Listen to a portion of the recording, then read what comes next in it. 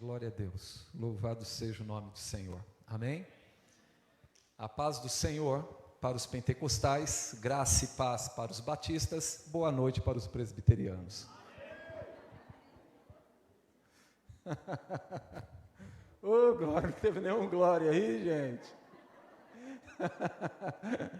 Tem que dar glória aí, gente, pelo amor de Deus. Louvado seja o nome do Senhor. Deus, Ele é bom, Deus é misericordioso, louvado seja o nome do Senhor. É um prazer estarmos aqui hoje na igreja, na segunda igreja presbiteriana independente de Andradas. Teve gente que prometeu queijo para mim, mas acho que eu vou embora hoje sem queijo. Quando eu for lá, pastor, tem queijo canastra, queijo não sei da onde, queijo do monte, do vale, queijo do campo da cidade, mas não estou, eu creio... Ninguém, eu vou sem queijo para casa hoje, infelizmente. Louvado seja o nome do Senhor. Oh Deus, tem misericórdia, gente. Se porventura você tiver com aquele queijo canastra guardado, Deus está falando que é para mim o queijo. Quando terminar aqui, dá tempo de ir lá buscar, a cidade é pequena, né? Dá para voltar rapidinho. Não guarda aquilo que não é teu, pelo amor de Deus, hein? Não é verdade? Olha para a pessoa que está perto de você e fala assim, não guarda aquilo que não é teu.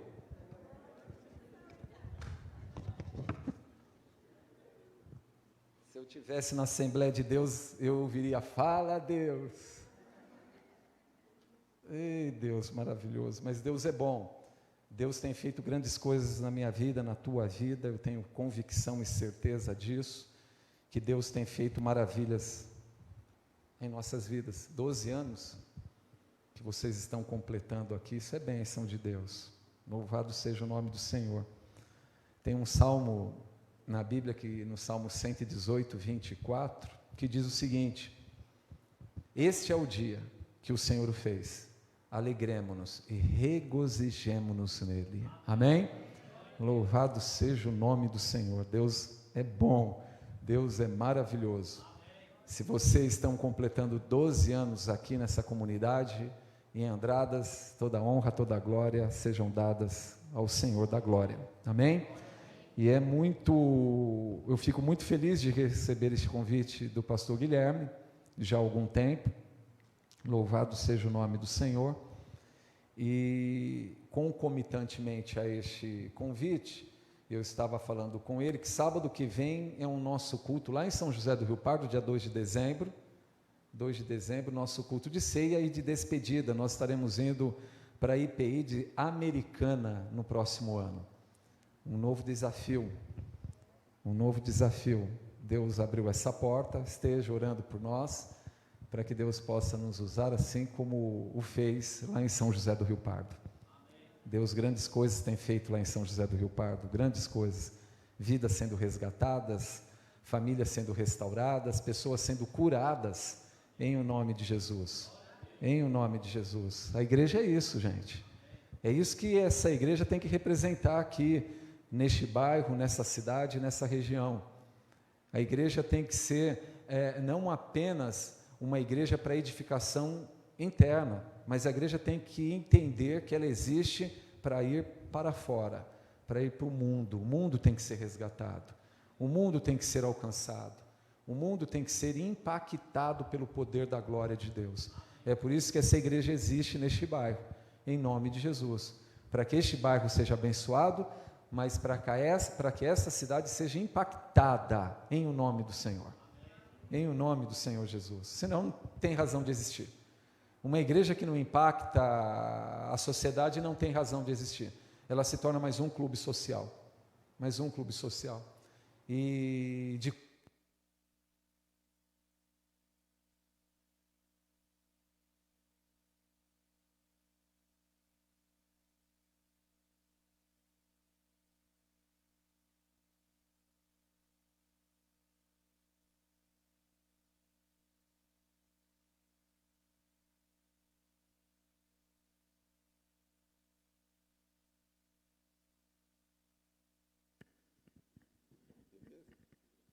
aleluia, glória a Deus. Então agora tem o queijo e tem o mel. Tem queijo e tem mel, agora não vai sozinho. Louvados também, glória a Deus, louvado seja o nome do Senhor. Quinta-feira.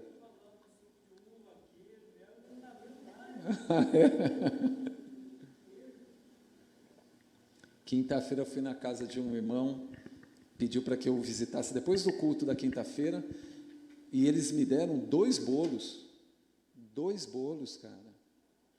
Um de brigadeiro e outro de leite ninho, não é isso? 2 bolos, mas não são bolos pequenos, são bolos grandes. Aí eu mandei o WhatsApp para todos os olhos grandes da igreja, eles ficaram tudo doido. Onde que nós vamos comer esse bolo? Mas eu fui generoso e mandei pedaços para cada um ali. A gente tem que dividir tudo aquilo que a gente tem, amém? Em o nome de Jesus. Mas eu quero compartilhar uma mensagem com os queridos irmãos nessa noite, e que Deus possa verdadeiramente abrir a tua mente, o teu coração, para que você possa compreender a dimensão da glória de Deus, em o nome do Senhor Jesus. E você que gosta de anotar, você que gosta de sempre registrar aquilo que é ministrado, o tema dessa mensagem é o seguinte: como é possível, Senhor, um pecador ver o Rei? Este é o tema da mensagem. Como é possível, Senhor, um pecador ver o Rei? Vocês já dimensionaram isso? Vocês já pararam para pensar neste milagre? Como que é possível, Senhor, um pecador ver o Rei?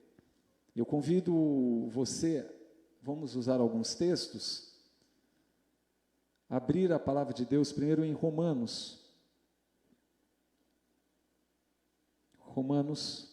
capítulo de número 5. Romanos, capítulo de número 5. Então se prepare que você vai interagir com essa mensagem, tá bom? Às vezes vou pedir, você vai ler o texto aí onde que você está. Tá com uma voz interessante? Tomou muito mel hoje de manhã? Comeu muito queijo canastra? Então você está bem, está fortalecido, amém? Capítulo 5 do livro de Romanos, verso de número 6 ao verso 8, diz assim: ora, a esperança não confunde, porque o amor de Deus é derramado em nosso coração pelo Espírito Santo, que nos foi outorgado. Olha só que maravilha, Paulo dizendo no verso 6 em diante do capítulo 5 de Romanos: porque Cristo, quando nós ainda éramos fracos, morreu a seu tempo pelos ímpios.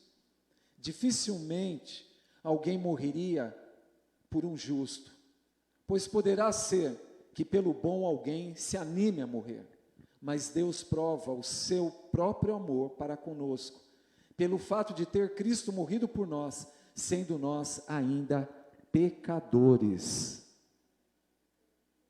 Olha só o que Paulo diz neste texto. Mas olha só, nós vamos lá para o Antigo Testamento, no livro de 2 Samuel,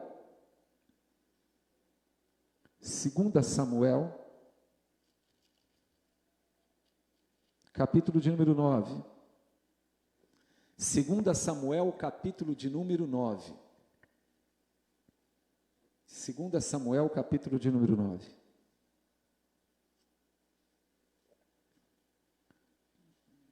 Todos encontraram? E diz assim a palavra: disse Davi: resta ainda porventura alguém da casa de Saul para que use eu de bondade para com ele, por amor de Jonatas? Havia um servo na casa de Saul, cujo nome era Ziba. Chamaram para que viesse a Davi. Perguntou-lhe o rei: és tu Ziba? Respondeu: eu mesmo, teu servo. Disse-lhe o rei: não há ainda alguém na casa de Saul para que use eu de bondade de Deus para com ele? Então disse Ziba, respondeu ao rei: ainda há um filho de Jonatas, aleijado de ambos os pés. Verso 4. E onde está este filho? Perguntou-lhe o rei.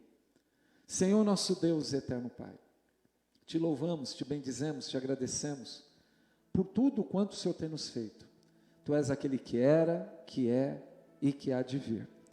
Tu és maravilhoso, Tu és conselheiro, Deus forte, Pai da eternidade, príncipe da paz. Amém? Como é possível, Senhor, um pecador ver o Rei? Nós vemos o apóstolo Paulo trazendo a realidade do ser humano. A realidade do ser humano. E quando Paulo traz essa realidade no livro de Romanos, ele mostra os privilégios de um indigente. Paulo sinaliza e revela quem éramos nós e o que Deus fizera por nós. Indigentes, sim, privilegiados, tocados pelo poder de Deus. E nós vemos aqui, eu vou pedir por gentileza, se alguém desliga este ventilador, por favor. Tem como? Senão eu vou ficar segurando aqui a Bíblia, aqui daqui a pouquinho eu vou estar pulando aqui em cima do pastor Guilherme, que atrás a Bíblia aqui, tá, gente? Obrigado pela gentileza. Louvado seja o nome do Senhor.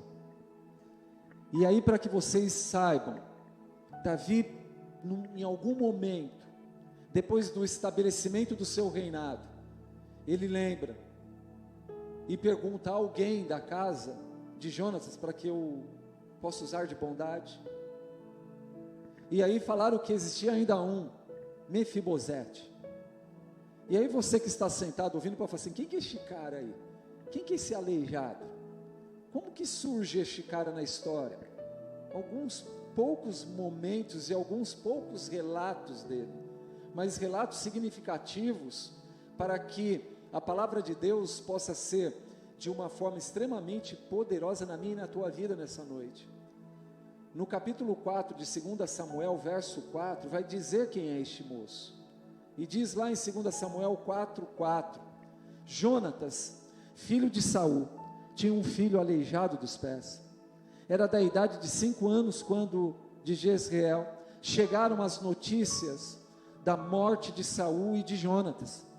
Então sua ama o tomou e fugiu.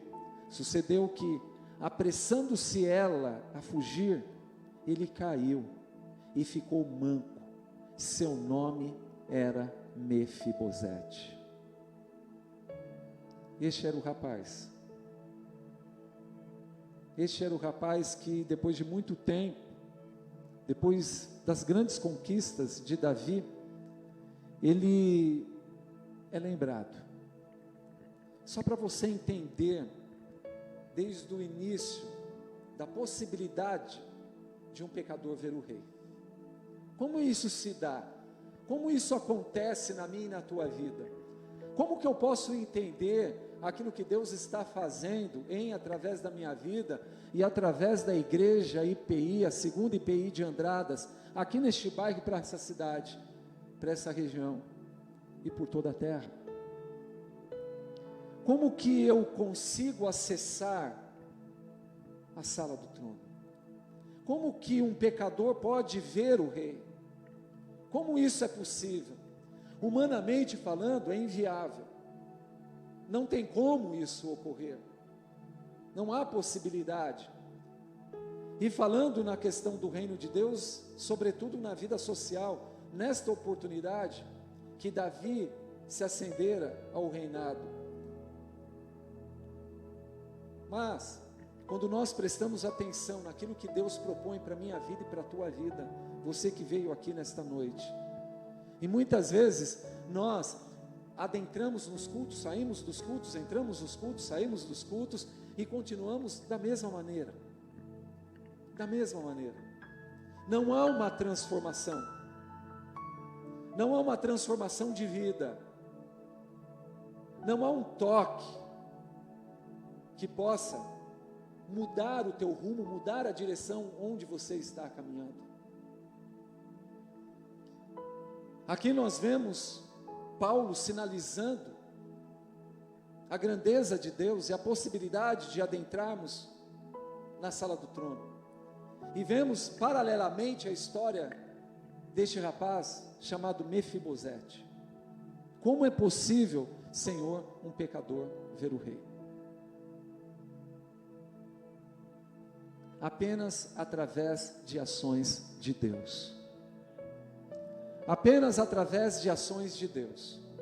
E eu quero compartilhar aqui rapidamente com vocês nessa noite 4 ações de Deus que possibilitam um pecador ver o rei.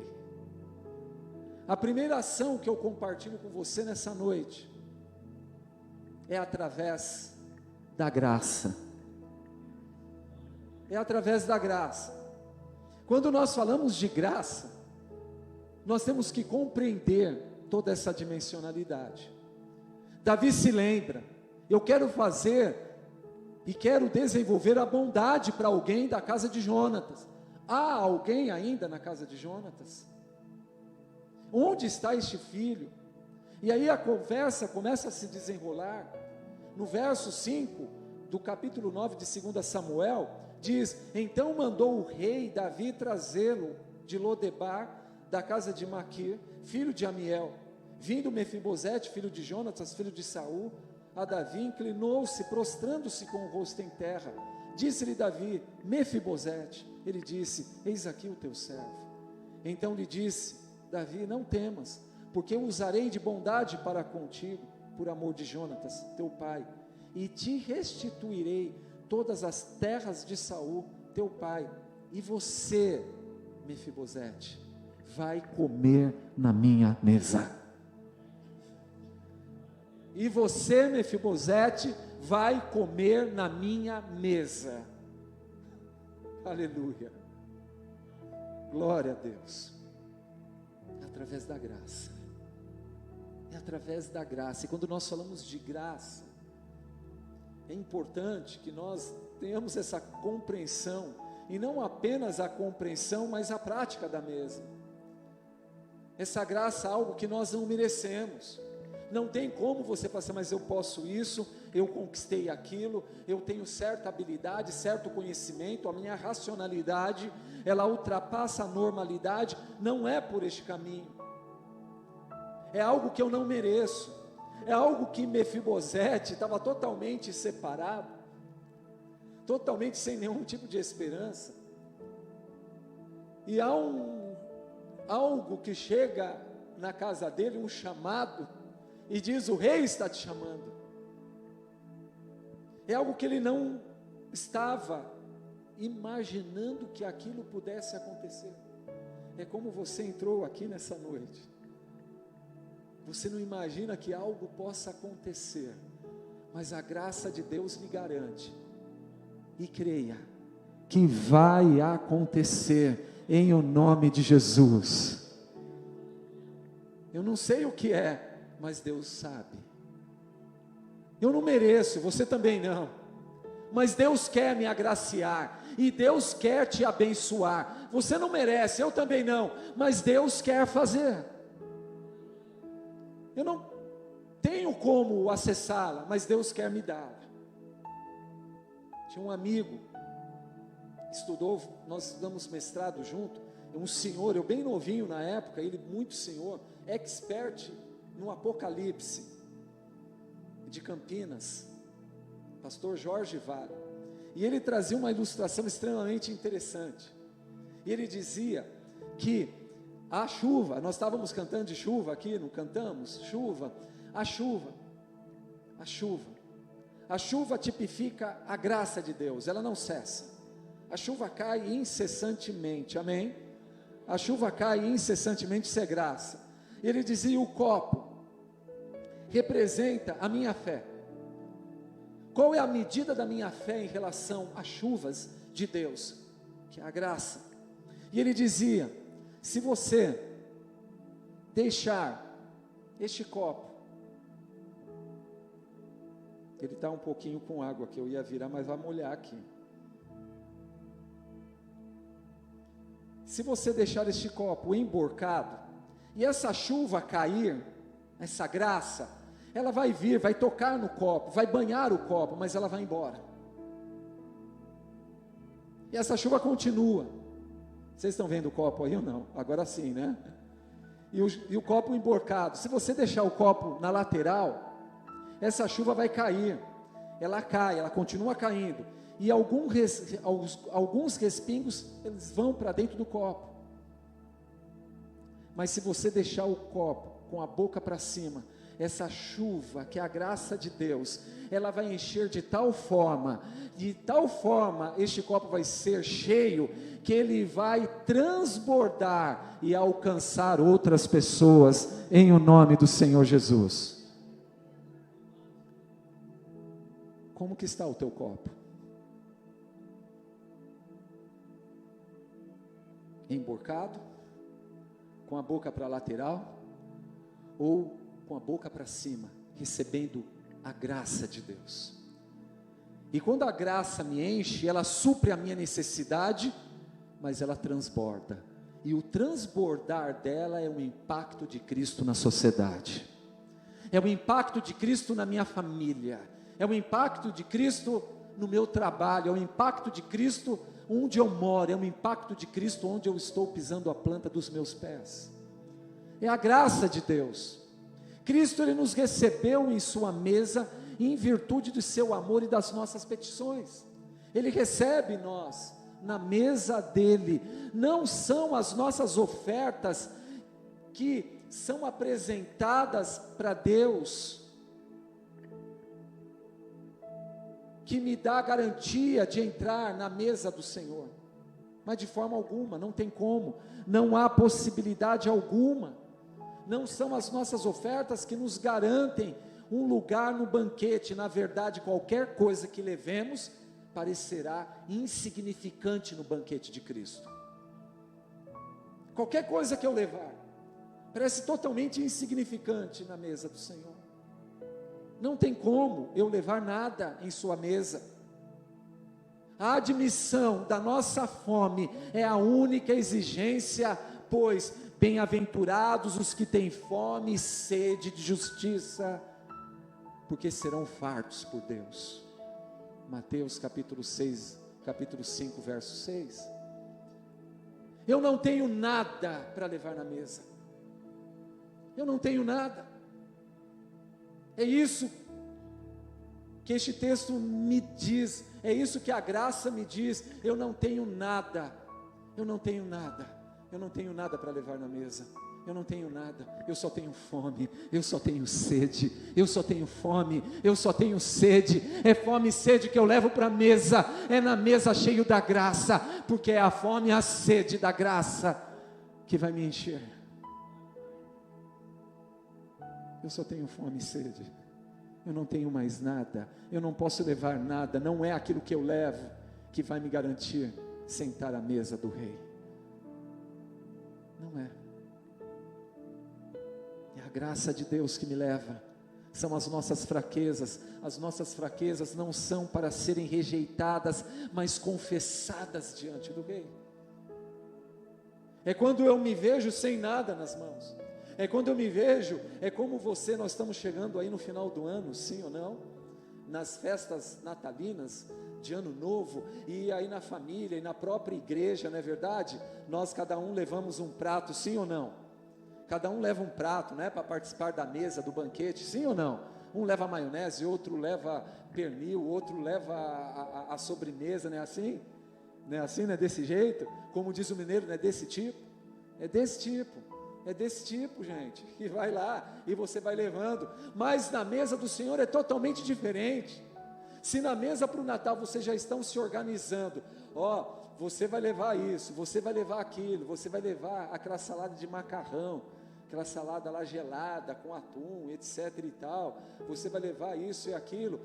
Na mesa do Senhor, eu só levo a fome, eu só levo a sede. Na mesa do Senhor eu só levo a fome, e eu só levo a sede, e a minha fraqueza ela é para ser confessada. Paulo escreve em Romanos 5, de versos 6 a 8, que éramos fracos.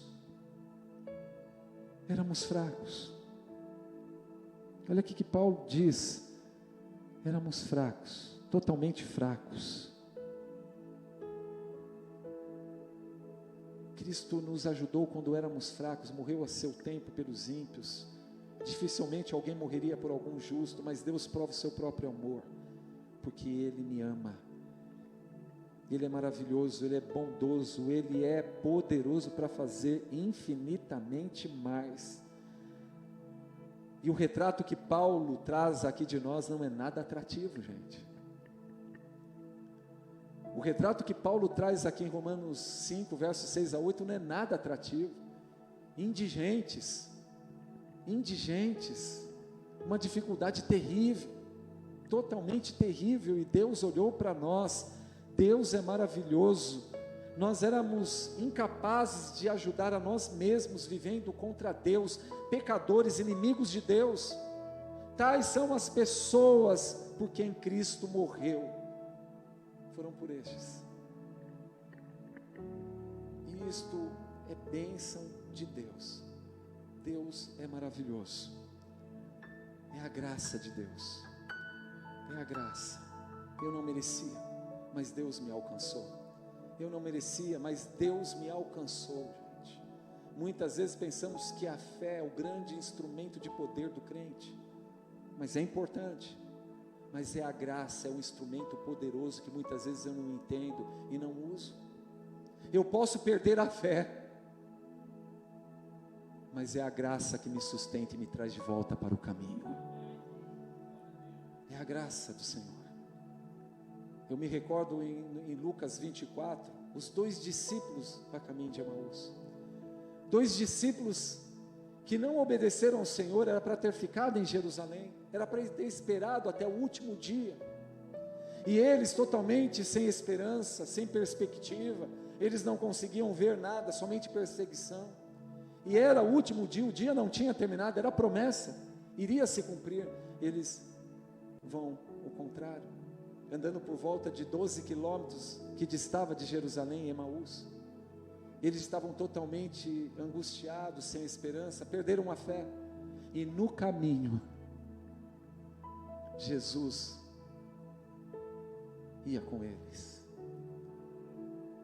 E a palavra de Deus diz que quando Jesus abordando e perguntando, eles conversando com Jesus sem reconhecê-lo, e num dado momento, hora que Jesus começa a falar com eles, que eles abrem os olhos, eles partem o pão, eles abrem os olhos, Jesus não estava mais entre eles, e eles dizem: não é verdade que no caminho, à medida que Ele falava conosco, aquilo ardia no meu coração e no teu coração, e Ele é Jesus, e eles abandonam tudo naquela estalagem e volta para o caminho do Senhor. É a graça,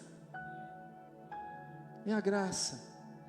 Como que é possível, Senhor, um pecador ver o Rei, senão pela graça? É a graça de Deus que nos conduz, é a graça de Deus que nos leva a entender esta poderosa mão do Senhor. É a graça, é a graça. Isso é maravilhoso. Tinha um casal que adotou uma menina, na realidade é um casal, mas a menina era terrível, acostumada com muitos delitos, que trouxe para dentro de casa, num processo de adoção. E num dia, quando essa menina saiu da escola, ela revirou toda a casa, em busca de dinheiro, e ali, a família chega, e vê a casa toda revirada, e ela já tinha ido embora. E aí os amigos começam a questioná-los, e perguntar, e induzi-los a abandonar o processo de adoção. Por que você não abandona? Por que você não abre mão dessa adoção? Ela não é tua filha. E aquele homem, olhando para aqueles amigos, responde: eu sei, mas eu já disse a ela, mas eu disse para ela que ela é minha filha.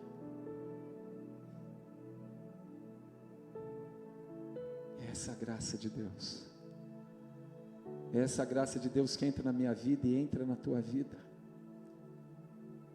Deus fez um pacto. E Ele me resgatou, Ele te resgatou. E não é invalidado por uma rebelião minha ou tua. É interessante que o pai não olhou para a bagunça da casa e disse: volte quando eu aprender a respeitar.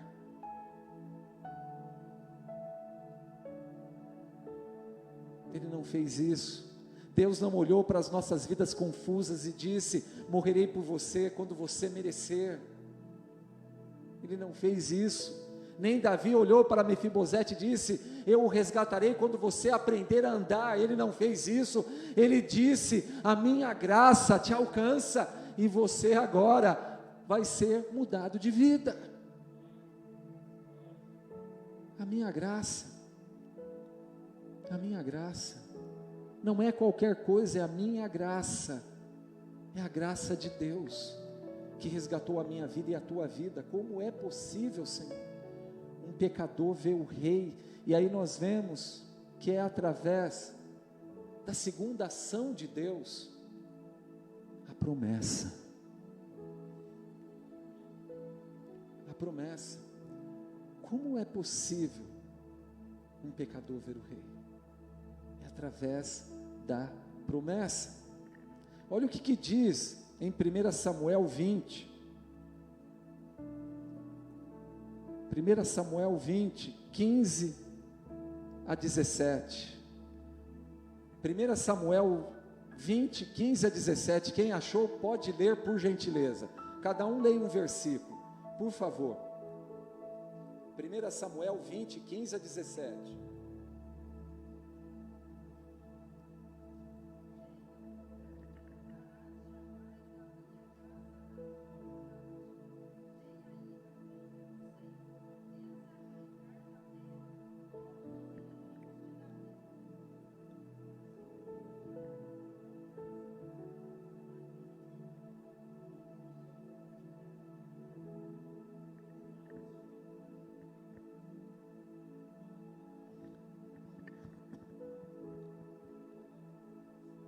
Aleluia.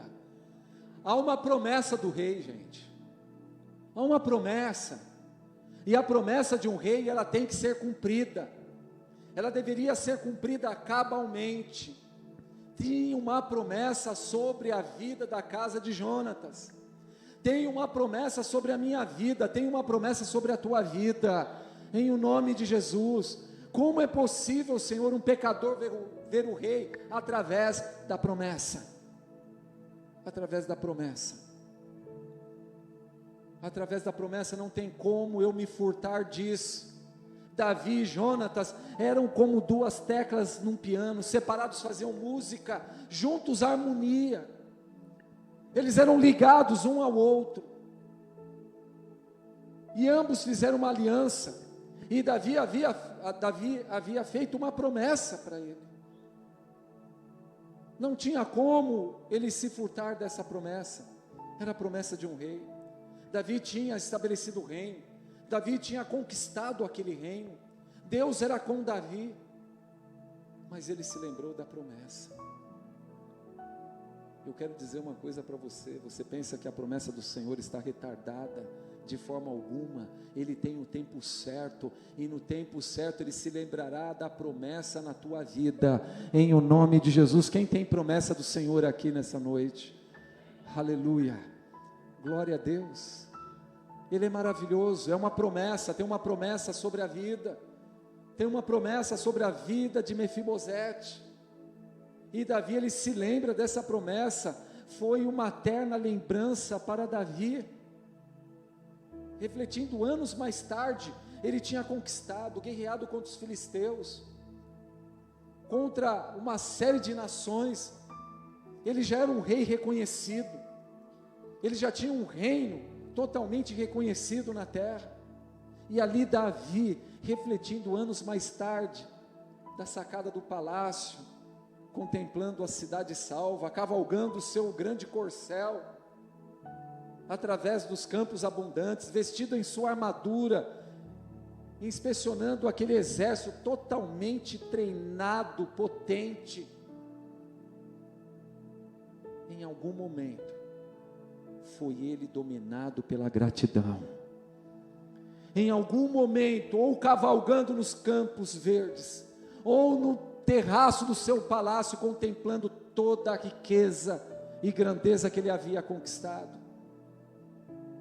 ou inspecionando aquele exército potente, bem treinado, em algum momento de Davi, ele foi acometido pela gratidão, ele foi tocado pela gratidão, e isso ocorreu, quando? Em algum momento ele pensa, se não tivesse sido Jonatas,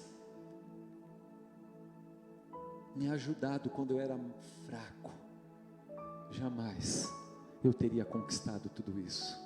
Se não fosse Jonatas me ajudar, quando o próprio pai dele me perseguia, para me matar, se não fosse Jonatas estar comigo e fazer uma aliança, e guardar a minha vida, jamais eu teria acontecido isso na minha vida, jamais eu teria conquistado tudo o que eu conquistei, porque da mesma forma que eu cheguei até aqui, eu era fraco, e alguém me ajudou. Posso ser bondoso com alguém, assim como os outros têm sido bondosos para comigo. Ele foi movido pelos pensamentos que também ele era fraco, e em sua fraqueza, ele foi ajudado. Paulo diz em Romanos 5,6, quando éramos fracos, Deus fez uma promessa na minha vida e na tua vida, e lá estava Jonatas, lá estava Davi, no momento de fraqueza de Davi. Jonatas olha para Davi, e diz para ele, Davi, eu sei, Davi, que você tem uma promessa sobre a tua vida. Eu sei, Davi, que o meu pai não continuará sendo rei nesta nação. Eu sei que Deus te escolheu e tem uma promessa para você, Davi. Eu sou filho do rei. Eu estou na linha sucessória do reinado. Vocês já imaginaram isso? Que Jonatas, depois de Saul, ele seria o rei de Israel. Você já imaginou isso?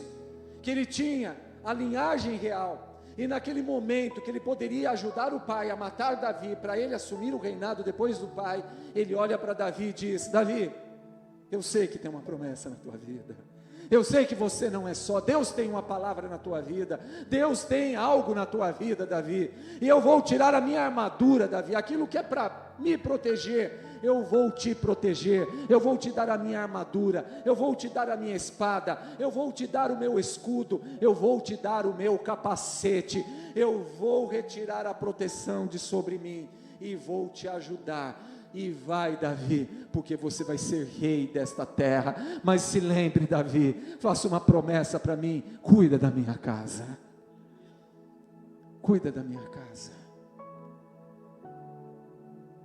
Enquanto você se vê ajudando outros, Deus cuida da tua casa, Deus cuida da tua casa.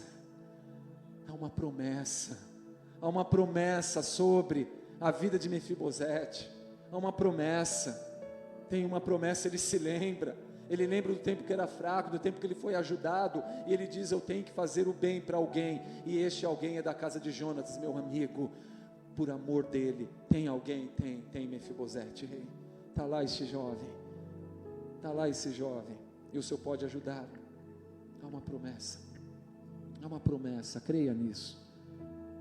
Dr. Chang diz, lá nos Estados Unidos, e ele contava essa história quando estiver aqui no Brasil, e ele dizia que a filha dele lutou para ser mãe, e aí ela fez todo um processo de inseminação, ela conseguiu ser mãe, e aquela criancinha crescia, em um dado momento aconteceu uma tragédia, e aquela netinha do Dr. Chang, a única filha que ela poderia ter, ainda com vários tratamentos, ela veio a óbito. E ali diz o Dr. Chang que ele estava naquele ofício fúnebre, meio diferente lá dos Estados Unidos, daqui do Brasil, aquela fica vários dias na igreja, há muitas homenagens para a glória de Deus naquele local, e ele dizia que ele faria o ofício fúnebre da única netinha, que ele teve por alguns momentos. E aí ele diz que aquele caixãozinho branco na frente, a igreja lotada, e ele fazendo aquele ofício, e Deus falou com ele poderosamente naquele dia de dificuldade, de dor, assim como estava Mefibosete, abandonado, aleijado, e ali foi o rei, mandou buscá-lo na própria casa, sem nenhum tipo de esperança. Imagina, bater na tua porta, você abre sem nenhuma esperança, o rei mandou te buscar, Mefibosete, você está maluco? Eu sou aleijado, eu estou aqui largado, o rei manda te buscar, e está te dizendo, vem para minha casa, aleluia. E ali o Dr. Chang diz que Deus fala com ele profundamente, naquele momento mais difícil, Deus falou com o Dr. Chang, e é isso que Deus quer falar comigo e contigo nessa noite. Deus falou com ele, meu filho, as minhas promessas são maiores do que as suas dores. As minhas promessas são maiores do que as tuas dores, meu querido, nessa noite. Pelo amor de Deus, tem crente aqui nessa noite? Vou repetir, as minhas promessas são maiores do que das tuas dores, amém? Aleluia. Me ajuda a pregar, crente, pelo amor de Deus. Deus falou com o Dr. Chang naquela noite, as minhas promessas são maiores do que as tuas dores. As minhas promessas são maiores do que as tuas dores. Há uma promessa, gente. A gente às vezes não entende, mas temos uma promessa sobre a minha e a tua vida, porque Deus, Ele é fiel. Quem crê, diga amém. Glória a Deus, Deus é fiel. Como é possível, Senhor, um pecador ver o Rei? Como é possível? Através de ações de Deus. E aqui eu trago a terceira ação de Deus, através da adoção. Através da adoção. Olha o que diz no verso 4 do capítulo 9 de 2 Samuel. Eles falam, tem um aleijado, tem lá um aleijado, e aí no verso 4, diz assim, não sei se na tua tradução é assim, e onde está este filho? Onde está este filho? Onde que ele está? Onde está este filho? É através da adoção que eu consigo ver o Rei. Ele nos adota como filho. Há quanto tempo, vamos aqui imaginar, há quanto tempo Mefibosete não recebia essa designação de filho? Há quanto tempo isso não ocorria na vida daquele rapaz? Em todas as referências anteriores fora chamado de aleijado. Em cada menção na vida daquele rapaz, seu nome é seguido de sua desvantagem. Ninguém mais fala que filho, ninguém mais chama a ele normalmente. Todavia as palavras do rei não fizeram menção de sua deficiência. Ele não perguntou onde está Mefibosete, essa criança problemática, mas sim, onde está esse filho? Onde está esse filho? Algumas vezes você sabe o que significa carregar este estigma. Muitos daqui poderia ter carregado esse estigma, não do nome, mas da falha, do erro, do equívoco. Cada vez que o nome é mencionado, sua calamidade o acompanha. Isso é terrível, gente. Isso é cruel. Não há ninguém, aqui eu lanço uma pergunta para você nessa noite. Não há ninguém que o veja pelo que você é e não pelo que você faz? Será que não existe ninguém que possa ver o que você é e não o que você faz? Eu quero te responder, sim, existe um que o vê pelo que você é. Este é seu rei. Este é seu rei.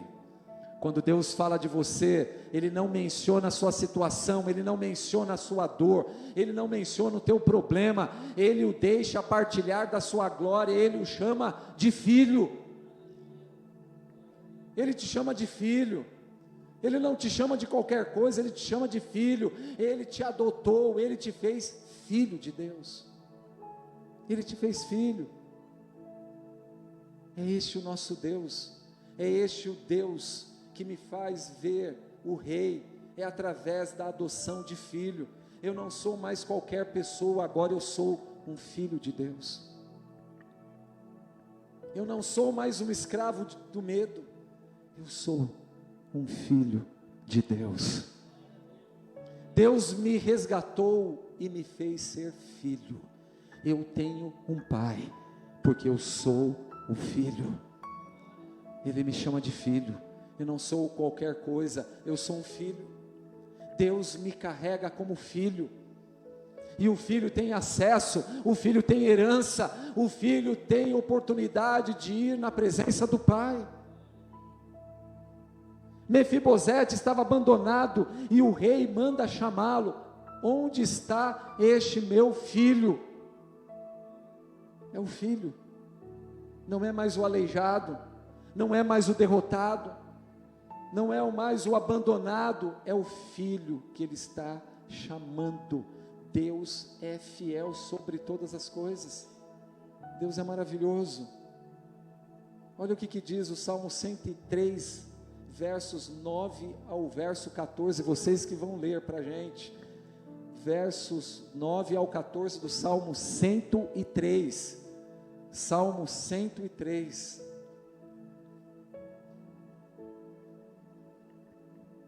Salmo 103, versos 9 ao 14, por gentileza, leia para a gente.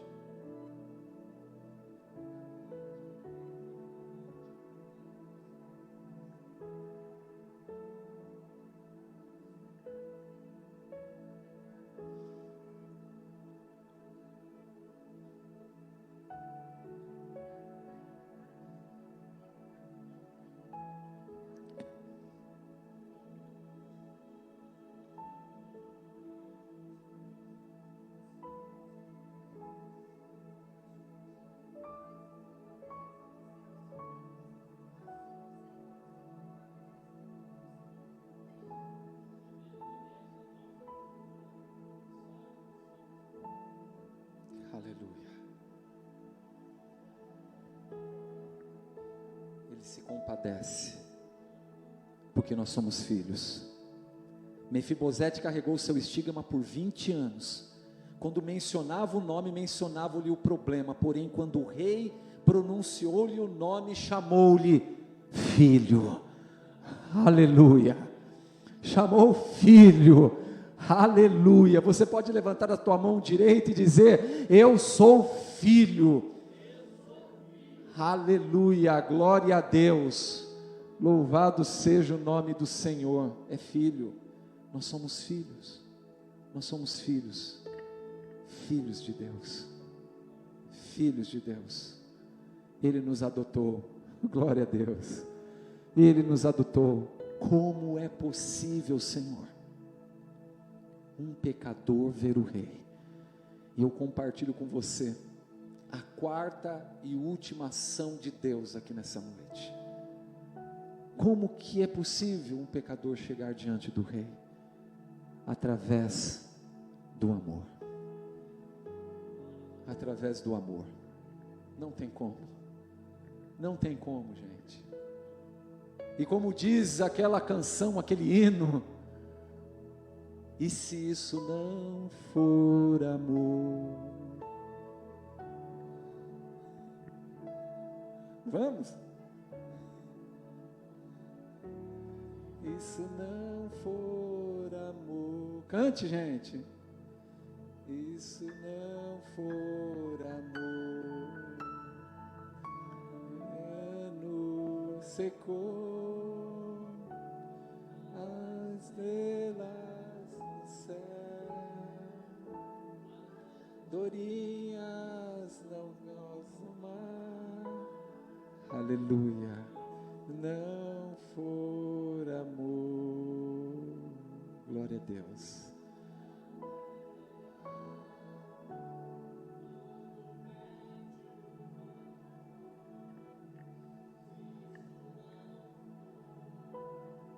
Glória a Deus. Aleluia. É o amor. É o amor. Eu quero dizer uma coisa para você nessa noite. O mundo, a sociedade, ela é guiada pelo ódio. A sociedade, além do ódio, ela é guiada pelo egoísmo, pelo individualismo. E é importante nós frisarmos isso aqui nessa noite. Só que o ódio, ele seca, ele mata. O egoísmo, ele cega. O individualismo, ele destrói. Mas quando nós partilhamos e conhecemos o amor de Deus, os nossos olhos são abertos, e aí nós não conseguimos mais viver odiando, mas eu consigo enxergar o outro como meu próximo, e eu passo a entender que a vida não parte somente de mim. Eu não vou viver olhando apenas para o meu próprio umbigo, mas o meu olhar vai estar em direção a Deus, que me leva ao próximo, e eu consigo compartilhar, eu consigo viver este amor, eu consigo vivenciar na prática este amor de Deus através de Jesus Cristo. Essa sociedade está totalmente separada de Deus. É uma guerra, gente. Nós falamos de guerra no Oriente Médio, na faixa de Gaza, na Ucrânia, no Afeganistão, mas há uma guerra no interior do ser humano aqui em Andradas, aqui no Brasil. Pessoas extremamente individualistas, egoístas, que pensam somente nelas e para elas, e o mundo é delas. E aqui nós vemos Davi alcançando uma pessoa necessitada, e isto é amor, porque ele mesmo disse, por amor de Jonatas, tem alguém nesta casa, porque eu quero fazer o bem para essa pessoa. É um amor. O mundo está totalmente cego, totalmente paralisado neste ódio, neste egoísmo, nessa guerra terrível. O mundo, e fundamentalmente aqui no Brasil, o mundo não está dividido, a sociedade não está dividida aqui, no Brasil, em direita e esquerda, não. Esta sociedade, ela está sem amor, porque o amor não tem direita e nem esquerda, tem Jesus Cristo como centro da minha vida. Ele é o norte para a minha vida. Ele é aquele que me guia, Ele é aquele que me orienta, é aquele que me faz ir até Lodebar e pegar um aleijado e dizer a ele, a oportunidade para a tua vida e para a tua casa. Deus vai transformar o teu ser, o teu casamento, a tua família, e você vai ter novas perspectivas e possibilidades. É por amor, é por amor. Os mensageiros de Davi rumaram para a casa de Mefibosete, puseram-lhe em uma carruagem. Imagina aquele homem, depois de 20 anos, um jovem aleijado, sendo carregado, colocado em uma carruagem, e sendo conduzido para o palácio do rei. Isso é amor, gente, isso é amor. E ele foi escoltado até o palácio, onde ele foi levado à presença do rei, onde ele se prostrou com o rosto em terra e confessou: eis aqui o teu servo, eis aqui o teu servo. Ele ficou com medo, gente. Imagina, mesmo aqueles criados de Davi falando da bondade do rei. Imagina, ele era filho, ele vinha de uma descendência real. E naquela oportunidade, quando você assumia o reinado, você exterminava a família oposta, para não correr o risco de perder o trono. Então a família que estava no comando, que estava na monarquia, era totalmente exterminada, para não correr-se o risco dele dar um golpe e tomar o trono de volta. Quando Mefibosete, ele estava com um misto de alegria, mas de medo. Este camarada vai chegar lá, ele vai acabar de me matar, porque só eu estou restando da casa de Saul. E ele teve medo, ele se prostra com o rosto em terra, e diz: eis aqui o teu servo. O seu temor era compreensível, não era qualquer coisa. É compreensível o medo que ele estava desenvolvendo naquele momento, embora ele tivesse ouvido falar da bondade de Davi. Mas quem lhe garantiria que o rei não mataria quando ele chegasse naquele local? Qual é a garantia que eu tenho, que você tem? Do amor de Deus. Qual é a garantia que nós temos? Qual é essa garantia? A ansiedade estava naquela face que se inclinava ao chão. As primeiras palavras de Davi foram, olha só o que diz aqui quando ele se inclina, verso de número 7. Então lhe disse Davi, as primeiras palavras de Davi para aquele menino, para aquele jovem morrendo de medo, quando ele se prostra diante do rei, as primeiras palavras foram: não tenha medo. Não tenha medo, pastor Guilherme, não tenha medo, aleluia, não tenha medo, não tenha medo. Ele se prostra com medo, e as primeiras palavras do rei, não tenha medo, são as mesmas palavras do teu rei, que diz nessa noite, e é conhecido por dizer o mesmo. Você já notou que a maioria das ordens repetidas pelos lábios de Jesus era: não temas. Você já percebeu que, e observou, que a ordem celeste para não temer aparece em cada livro da Bíblia, de Gênesis a Apocalipse, para não temer. Mefibosete fora chamado, encontrado e resgatado, mas ainda precisava de garantia. Ainda ele precisava de garantia. O apóstolo Paulo, com grande sabedoria e temor de Deus, ele aponta a cruz como nossa garantia do amor de Deus. Quem lê por gentileza Romanos 5:8, por favor. O apóstolo Paulo aponta a cruz como a nossa garantia. É essa a minha e a tua garantia nessa noite. Quem achou, leia Romanos 5:8, por favor.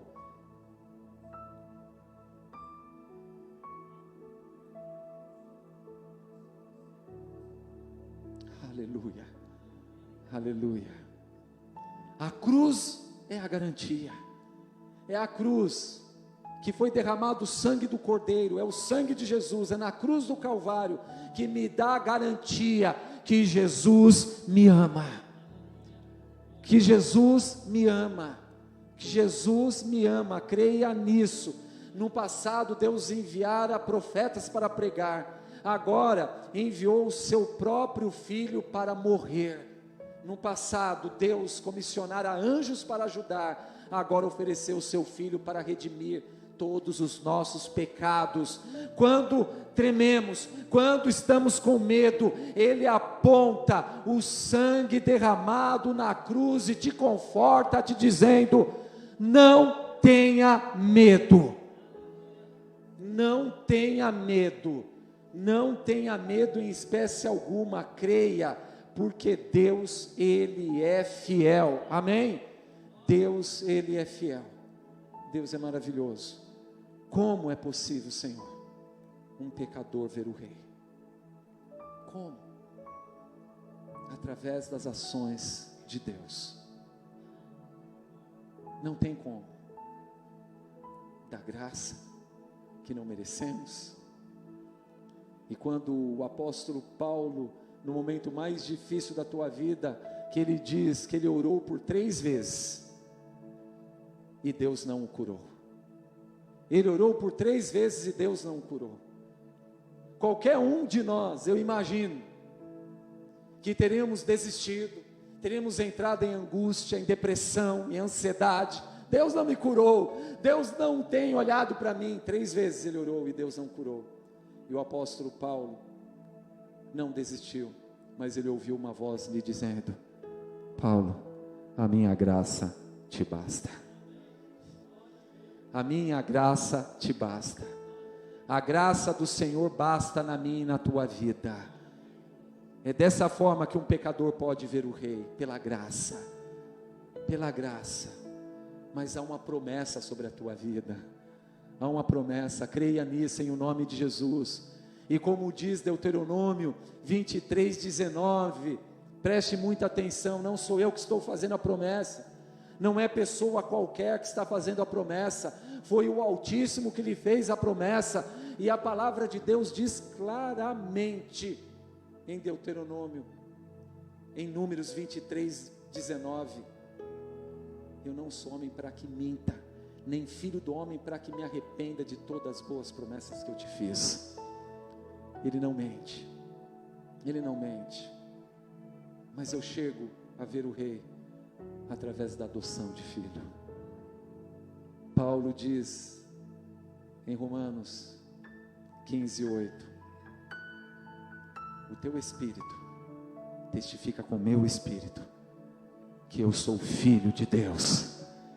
O teu Espírito testifica com o meu Espírito que eu sou filho de Deus. E sou filho de Deus. Se você é filho de Deus, você tem uma herança com o Pai. Sabe qual é essa herança? A vida eterna. A vida eterna. E é somente através do amor. Somente através do amor. Este texto eu preguei várias vezes, 1 Coríntios 13, sobre o amor. E olha que interessante, no versículo 3 de 1 Coríntios 13. Mesmo que você pegue todos os seus bens, e possa dar e vender tudo que você tem, e dar aos pobres, se não tiver amor, nada terá valor, nada. Olha que neste versículo 3 do capítulo 13 de 1 Coríntios, tem duas palavras antagônicas, tudo e nada. Tudo e nada. O cara mais rico do mundo hoje em dia é o dono da Amazon. Ele tem uma propriedade de uma bagatela aí de 200 bilhões de dólares. Se este cara vender tudo o que ele tiver e dar aos pobres, e se não tiver amor, não valeu de nada, absolutamente nada. Nada. Não importa ter todo o dinheiro do mundo, isso não vale nada. O que importa é ter o amor de Jesus. Você tem tudo. É o amor. É o amor. É o amor, gente. É quando você está naquele momento deste ódio que essa sociedade tenta transmitir para mim e para você, que tenta me cegar, que tenta endurecer o meu coração, que tenta me levar ao egoísmo, ao individualismo. Você pode amar a Deus e amar o teu próximo como a ti mesmo, porque o amor tudo crê, tudo sofre, tudo espera e tudo suporta. E ali no verso 13, capítulo 13, diz que Paulo fecha dizendo que existem três coisas: a fé, a esperança e o amor. Destes três, o maior deles é o amor. Você sabe por quê que Paulo diz isso? Porque eu preciso de fé aqui na terra. É a fé que vai me conduzir a entender quem é este Deus. Mas quando Jesus voltar e cumprir todas as coisas na eternidade, eu não preciso mais de fé. Eu não preciso mais de fé.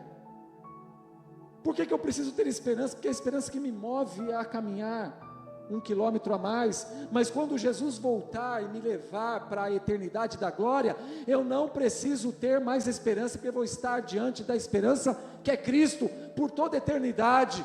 Mas Paulo diz que o amor é o maior de todos, porque mesmo aqui na terra ou na eternidade, eu vou continuar amando o Senhor de toda a glória. É o amor. É o amor. Assim como Davi cumpriu sua promessa a Jonatas, Deus cumpre-nos a sua. O nome Mefibosete significa Deus despedaça a desonra. E era justamente isso que Davi queria fazer com aquele príncipe. Era justamente isso que ele queria fazer. Pare e visualize, neste momento, naquela grande ceia, que ele foi comer na casa do rei. Lembre-se disso. E estou caminhando para o final. Preste atenção. Imagina. A sineta do palácio é tocada. A refeição está sendo colocada à mesa. Imagina o palácio. Na cabeceira da mesa vem e senta o rei Davi.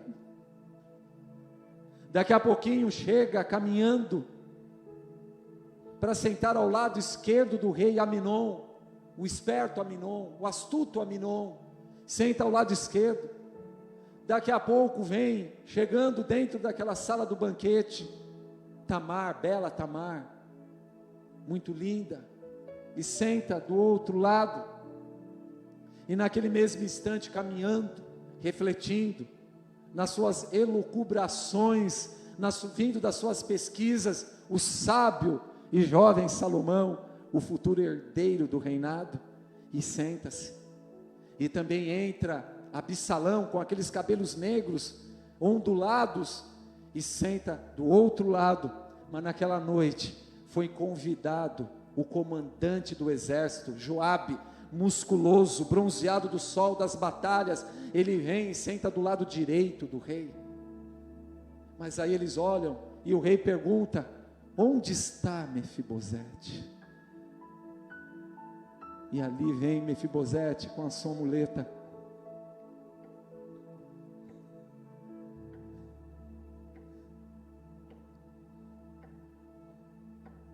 E chega, é ajudado e colocado naquela cadeira, e ele escorrega, e aquelas toalhas cobrem as suas pernas, os seus pés aleijados, e o banquete é servido naquele momento, e ele sentado à mesa do rei. Imagina como Mefibosete está se sentindo naquele local. Imagina como você se sente na mesa e no banquete do Rei dos Reis, Senhor dos Senhores. Eu posso partilhar com você alguma das coisas que esperam na mesa do Rei. Você está além da condenação, Romanos 8:1. Você está liberto da lei, Romanos 7:6. Você está perto de Deus, Efésios 2:13. Você está livre do poder do mal, Colossenses 1:13. Você está justificado, Romanos 5:1. Você é um membro do reino de Deus, Colossenses 1:13. Você é perfeito, Hebreus 10:14. Você foi adotado, Romanos 8:15. Você tem acesso a Deus a qualquer momento, Efésios 2:18. Você é parte de seu sacerdócio, 1 Pedro 2:5. Você nunca será abandonado, Hebreus 13:5. Você tem uma herança imperecível, 1 Pedro 1:4. Você partilha da vida de Cristo, Colossenses 3:4. Você partilha dos seus privilégios, Efésios 2:6. Você partilha dos seus sofrimentos, 2 Timóteo 2:12. E você partilha de seu serviço. Você é um membro do seu corpo, ramo da videira, João 15:5, pedra do edifício, Efésios 2:19-22, noiva ataviada, Efésios 5:25-27. Deus, Ele é maravilhoso. Deus, Ele é bondoso para fazer infinitamente mais. Você já imaginou? Você já experimentou algo assim? Este amor poderoso, extravagante, o amor de Deus. Nós não calculamos com exatidão isso, gente. Não calculamos.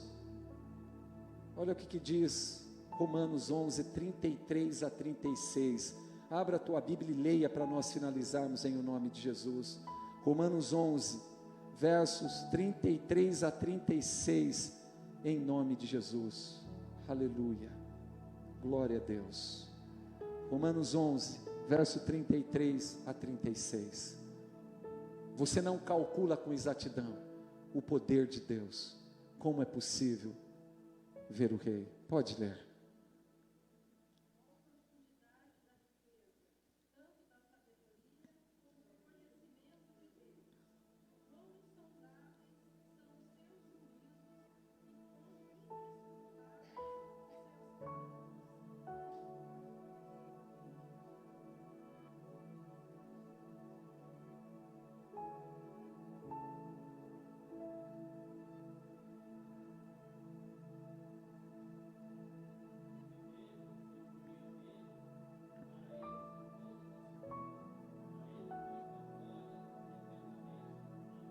Aleluia, glória a Deus. Feche seus olhos. Como é possível, Senhor, um pecador ver o Rei? Como eu posso esconder, Pai, o que me afasta de Ti? Eu não posso esconder, Pai, mas na cruz entregar, se no Teu grande amor mergulhar, Deus. Eu só posso Te ver, Tua face olhar, se no Teu sangue eu me lavar, Pai. Posso entrar, Pai, no santo lugar. Eu posso entrar e a Tua face contemplar por todo o meu viver. Aleluia. Deus os abençoe, em o nome de Jesus. Pastor Guilherme.